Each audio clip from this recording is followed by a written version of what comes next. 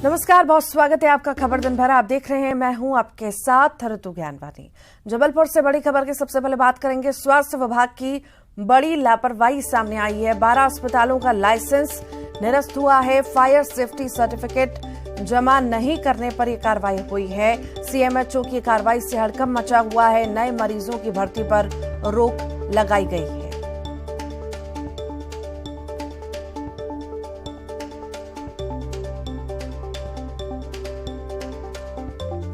स्वास्थ्य विभाग की बड़ी लापरवाही देखने को मिली है। बता दें आपको, स्वास्थ्य विभाग की बड़ी कार्रवाई जो है देखने को मिली। 12 अस्पतालों का लाइसेंस निरस्त किया गया है। फायर सेफ्टी सर्टिफिकेट जमा नहीं करने पर कार्रवाई हुई है। सीएमएचओ की कार्रवाई से हड़कंप मचा हुआ है। नए मरीजों की भर्ती पर रोक लगाई गई है।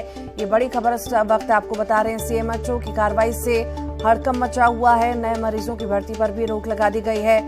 बड़ी लापरवाही जो है बढ़ती जा रही थी और कार्रवाई हुई है। स्वास्थ्य विभाग की ये बड़ी कार्रवाई देखने को मिल रही है।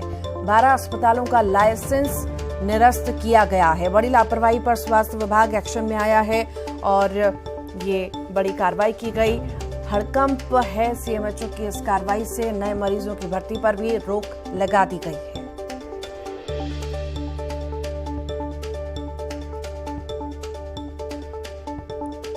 स्वास्थ्य विभाग की ये बड़ी कार्रवाई देखने को मिली है। लापरवाही पर यह कार्रवाई देखने को मिली है।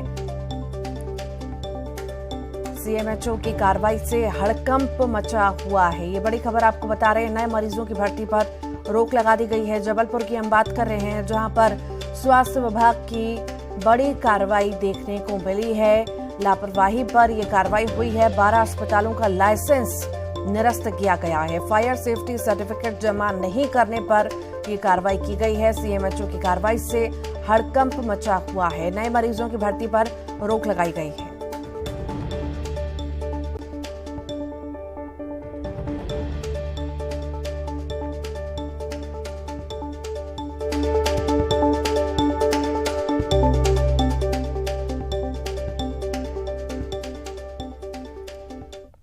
और ज्यादा जानकारी के लिए पवन हमारे साथ जुड़ गए हैं।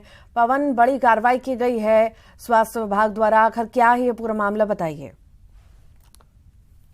फायर एनओसी से रिलेटेड मामला है।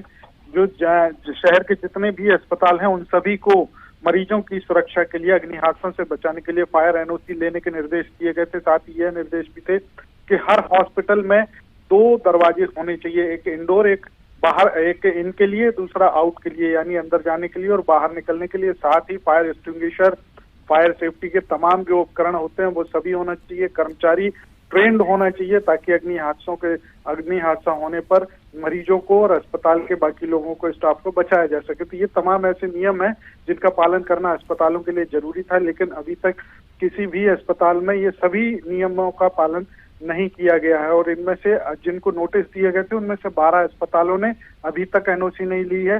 काफी वक्त हो गया है नोटिस दिए हुए। उनके खिलाफ स्वास्थ्य विभाग ने कार्रवाई की है। और इसके अलावा भी कई ऐसे अस्पताल हैं जो अभी भी, जिनकी समय अवधि बची है एनओसी लेने की, अगर वो समय पर एनओसी नहीं लेते हैं तो उनके खिलाफ भी इसी तरह के निर्देश जारी किए जाएंगे।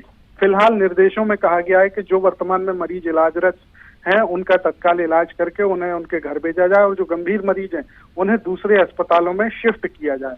लेकिन अस्पतालों में अब नए मरीज भर्ती नहीं किए जाएंगे। ये स्वास्थ्य विभाग की तरफ से निर्देश जारी किए गए। ठीक, बहुत बहुत शुक्रिया पवन जानकारी को साझा करने के लिए। ग्वालियर से बड़ी खबर की बात करेंगे। पंडित धीरेन्द्र शास्त्री को मिला है शंकराचार्य का साथ। द्वारिका पीठ के शंकराचार्य स्वामी सदानंद सरस्वती का साथ मिला। शंकराचार्य स्वामी सदानंद सरस्वती का बयान आया। धीरेन्द्र शास्त्री जगत गुरु हैं। शंकराचार्य की बात को आगे बढ़ा रहे हैं। जितने भी आचार्य हैं उनके कोई ना कोई शिष्य होते हैं। धर्म का प्रचार हजारों सालों से हो रहा है।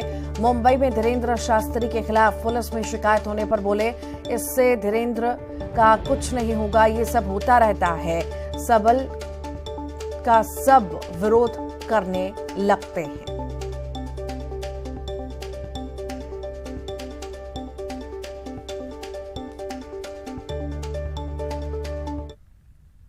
शंकराचार्य जी की ही बात को आगे बढ़ा रहे हैं। अपने आचार्यों की, अपने ऋषियों की, अपनी परंपराओं की, महर्षियों की, उन्हीं की बात को आगे बढ़ा रहे हैं। उन्हीं का काम वो कर रहे हैं। जितने भी आचार्य हैं उनके कोई ना कोई शिष्य होते हैं। 2014 के बाद से ज़्यादा मुखरता के साथ लोग बोल रहे हैं, इस पर क्या कहेंगे आप? ये भी अच्छी बात, क्या है जाए। धर्म का प्रचार प्रसार किस समय हो ये महत्व की बात नहीं है, हो रहा है ये महत्व की बात है।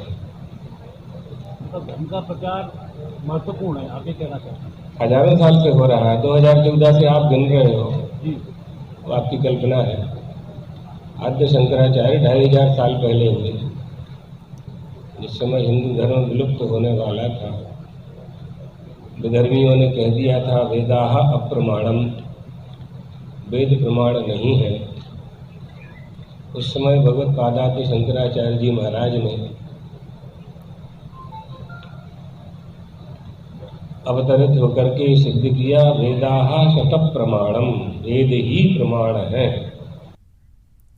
छत्तीसगढ़ से बड़ी खबर की बात करते हैं। छत्तीसगढ़ में लगातार कोरोना के मामले बढ़ रहे हैं। छत्तीसगढ़ में 102 नए मरीज मिले हैं।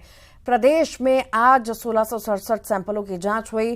प्रदेश में सक्रिय मरीजों की संख्या 323 पर पहुंच चुकी है। रायपुर में 25 सबसे अधिक एक्टिव मरीज मिले हैं। राजनांदगांव में 12, धमतरी 11, दुर्ग 8, बिलासपुर 9, कोंडागांव में 17, दंतेवाड़ा 6, महासमुंद 8 एक्टिव मरीज मिले हैं।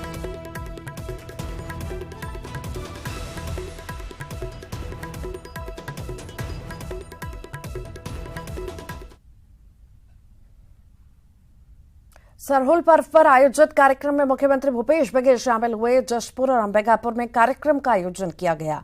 काफी हर्षोल्लास और पारंपरिक रीति रिवाज से सरहुल पूजा मनाया गया। दोनों जिले में समाज के पदाधिकारियों ने पारंपरिक गमछा और पगड़ी पहनकर सीएम भूपेश बघेल का स्वागत किया। उन्हें पारंपरिक वाद्य यंत्र भेंट किया। जशपुर में मुख्यमंत्री ने आदिवासी सांस्कृतिक भवन के लिए 50 लाख रुपए देने की घोषणा की। कार्यक्रम को संबोधित करते हुए कहा कि प्रकृति और धरती को संरक्षित रखने के लिए हमने जो संकल्प लिया है उसे पूरा करने हम सतत प्रयत्नशील हैं। उन्होंने समाज के लोगों को अपनी प्रकृति, सांस्कृतिक और धरोहर को संरक्षित रखने का आग्रह किया।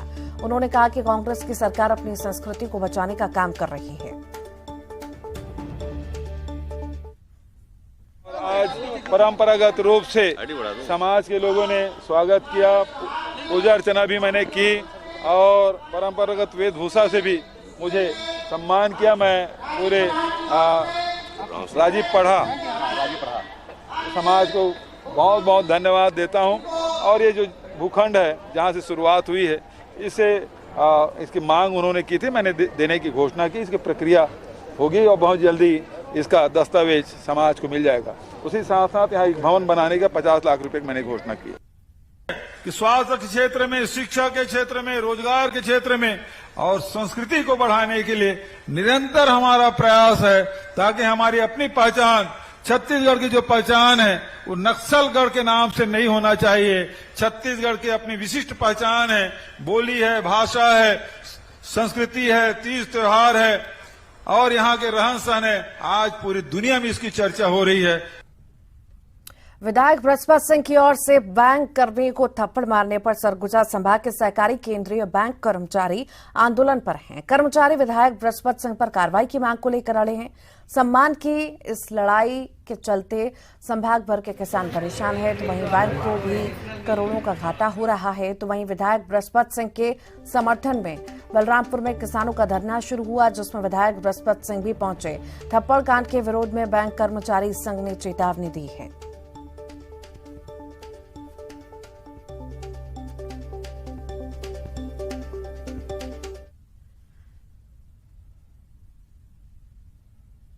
अधूरा है। जो वीडियो दिखा रहे थे उनको ये भी दिखाना चाहिए था कि किस तरह से गरीब और बीमार किसान को, हाथ टूटा हुए किसान को, बीमार खून से लथपथ हालत में किसान आया है पैसा मांगने, उसको धक्का मार के बैंक से निकाला गया। उस वीडियो को भी जरूर दिखाना चाहिए था।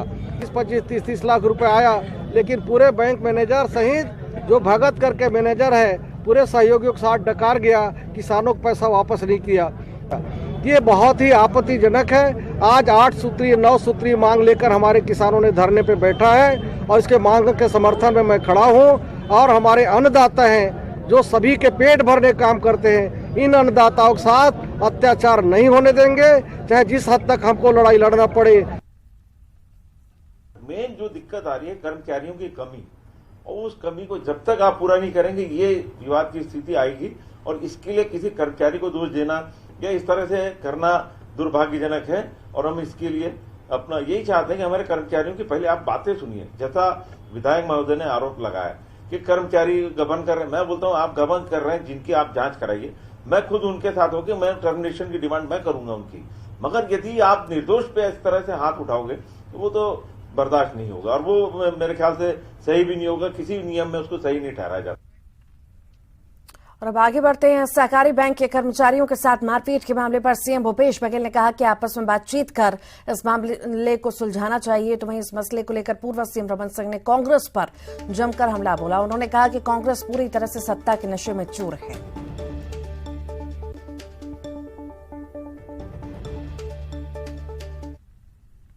बृहस्पति सिंह के बारे इसको बातचीत करके इसको सुलझा लेना चाहिए। बातचीत करके इसको सुलझा लेना चाहिए। बातचीत करके इसको सुलझा। कांग्रेस की स्वभाव दिखाता है कि कांग्रेस के अंदर अहम कितना भरा हुआ है, सत्ता का मद में कितने चूर हो गए हैं कि सार्वजनिक रूप से अधिकारियों को पिटाई होने लगी है। ना एक घटना ही नहीं है, हर जिले में वही हाल हो रहा है, हर तहसील में हो रहा है। कांग्रेसी कार्यकर्ताओं के इतनी छूट दी गई है कि सड़क में आके अधिकारियों के साथ दुर्व्यवहार कर रहे, गलत है। बिलासपुर एयरपोर्ट को सुचारू रूप से चलाने की मांग को लेकर हवाई सुविधा संघर्ष समिति ने कल बंद का ऐलान किया और इस बंद में हवाई सेवा संघर्ष समिति को बिलासपुर व्यापारी संघ का भी समर्थन मिल रहा है। समिति का कहना है कि विमानन कंपनी लोगों को परेशान कर रही है और उसका उद्देश्य सुविधाओं को बंद करना है। विमानन कंपनियां अपनी मनमानी पर उतारू हैं।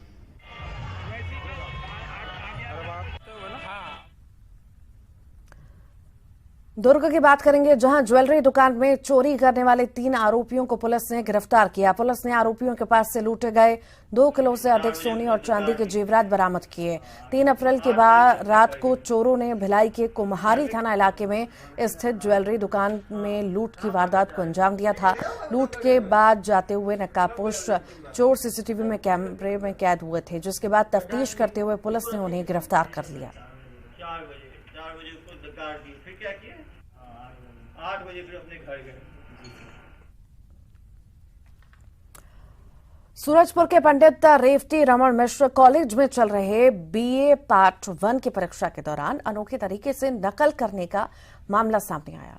एक परीक्षार्थी पहले से ही घर से लिखकर आंसर बुक लाया था, जिसे जांच के दौरान रंगे हाथों पकड़ा गया। अब कॉलेज प्रशासन नकलची स्टूडेंट के खिलाफ कड़ी कार्रवाई में जुटा है। जो है वो 11:45 के आसपास जब हम लोगों ने उसकी जांच की तो ये पाया गया कि उसके कॉपी में काफ़ी पन्ने भरे हुए थे। तो कॉपी जब्त किया गया और उससे पूरी प्रकरण की जानकारी ली गई। तो बाद में उसने स्वीकार किया कि वो घर से लिख कर लाया था, उस पन्ने को उस कॉपी में अटैच कर रहा था। उसका नकल प्रकरण बना लिया गया है, विश्वविद्यालय को प्रेषित कर दिया गया है और उसके विरुद्ध कड़ी कार्रवाई के लिए अनुशंसा भी की गई है विश्वविद्यालय को, और साथ ही साथ इसका प्रकरण पुलिस को भी भेजा जा रहा है। कोरबा में कोर्ट परिसर में एक शख्स ने एक महिला को दौड़ा कर बुरी तरह से पीटा। मारपीट का वीडियो सोशल मीडिया में वायरल हुआ। पीड़िता ने इसकी शिकायत सिविल लाइन थाना में की है। पुलिस मामले की जांच पड़ताल कर रही है।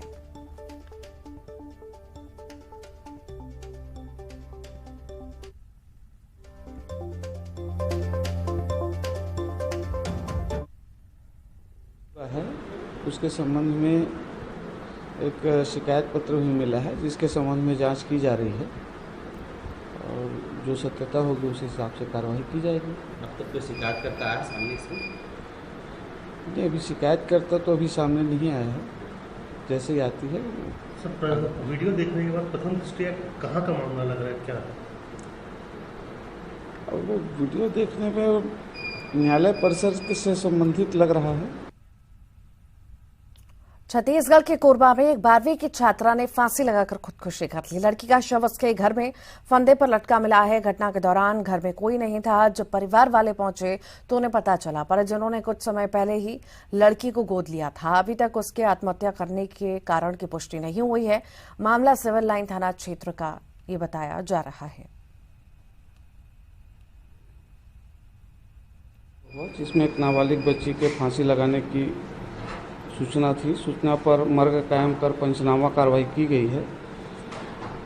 मृतका जो है कक्षा 12वीं की छात्रा थी और कल 4 बजे के आसपास शाम को फांसी लगाई है। कारण अभी ज्ञात नहीं हो पाया है। कारण की पतासाजी की जा रही है कि उसने ऐसा कदम क्यों उठाया। कोंडागांव में हनुमान जन्मोत्सव पर शोभा यात्रा निकाली गई। मर्दापाल चौक स्थित हनुमान मंदिर प्रांगण से शोभा यात्रा निकाली गई। शोभा यात्रा में 5000 से अधिक श्रद्धालु शामिल हुए।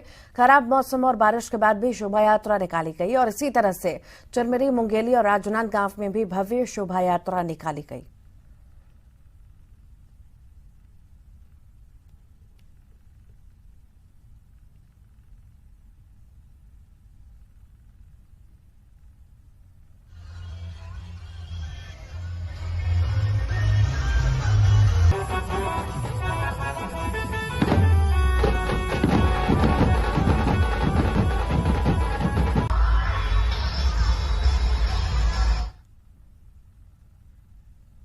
और इसी तरह से धमतरी, बलौदाबाजार और पेंड्रा में भी भव्य शोभा यात्रा निकाली गई।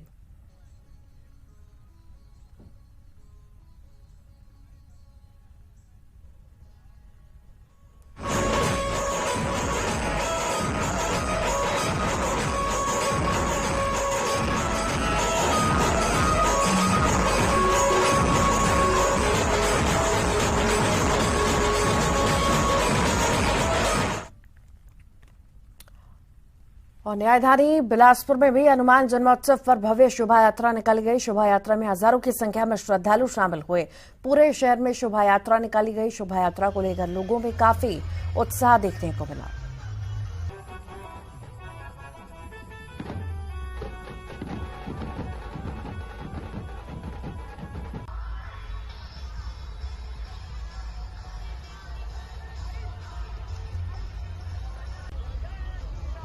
मुंगेली में हनुमान जन्मोत्सव पर मटकू द्वीप में नौका दौड़ का आयोजन किया गया और इस नौका दौड़ में 22 टोलियों ने हिस्सा लिया।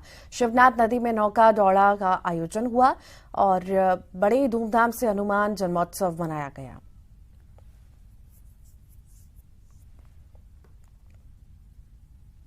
सीएम भूपेश बघेल ने पत्र लिखा है। नेता प्रतिपक्ष नारायण चंदेल को पत्र लिखा है। सीएम बघेल ने पत्र में 11 बिंदुओं का जिक्र किया।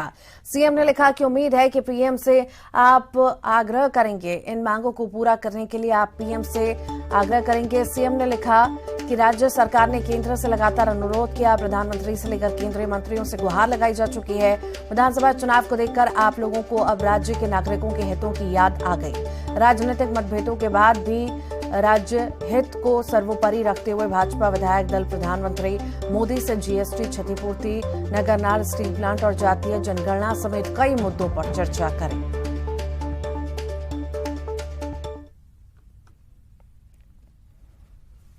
और इसी के साथ ही खबर दिन भर के बुलेटिन में इतना ही।